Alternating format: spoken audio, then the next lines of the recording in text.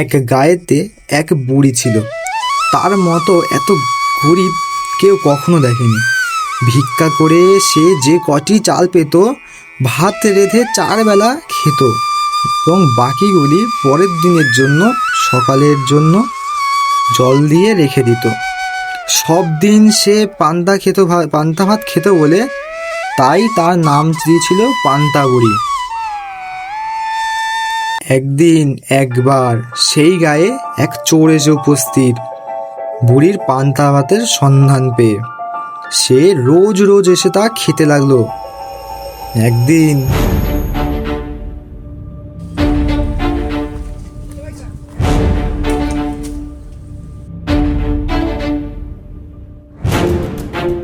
পরের দিন সকালে যখন সে ঘরের মধ্যে গিয়ে দেখলো তার হাঁড়িতে ছিল পান্তা ভাত ছিল না।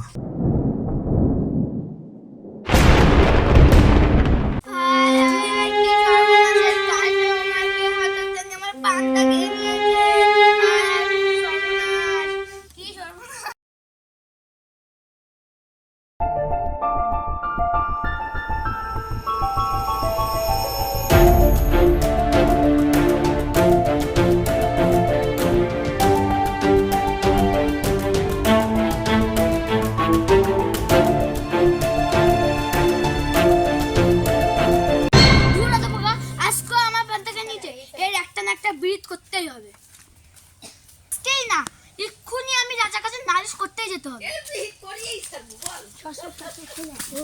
যেমনি ভাবা তেমনি তার সিদ্ধান্ত।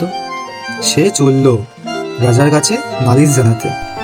রাস্তায় যেতে যেতে তার শিং মাছের সাথে দেখা হলো। কোথায় যাচ্ছ? আরে বলিস না, আমার এক সন্ধ্যা রেঁধেছে আরেকজন চোরে খেয়ে নিয়েছে, তাই রাজার কাছে নালিশ করতে যাচ্ছি। ও যাও, যাওয়ার সময় আমাকে নিয়ে যেও। আচ্ছা। যেতে যেতে পথের ধারে দেখলো একটা বেল পড়ে আছে। বেলটা অমনি বুড়িকে জিজ্ঞেস বুড়ি করলো, কোথায় যাচ্ছ?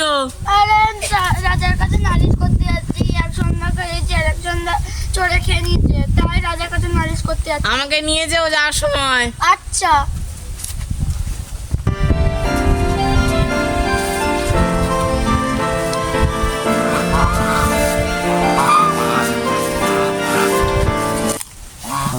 ও বুড়ি কোথায় যাচ্ছ?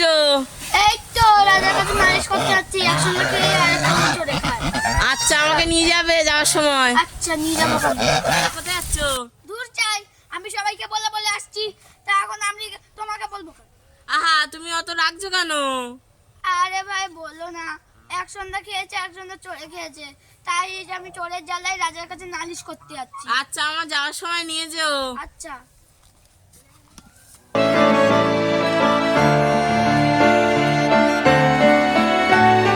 আমাকে বলছে, ও বলছে আমি যেখানে খুশি যাই, তাতে তোর কি আর কি? আহা বুড়ি, অত চড়ছো কেন? চোর মানে এক চোরের জ্বালায় এক চোরের জ্বালায় জ্বালিয়ে খাচ্ছে, এক তোরে জ্বালিয়ে খাচ্ছিস।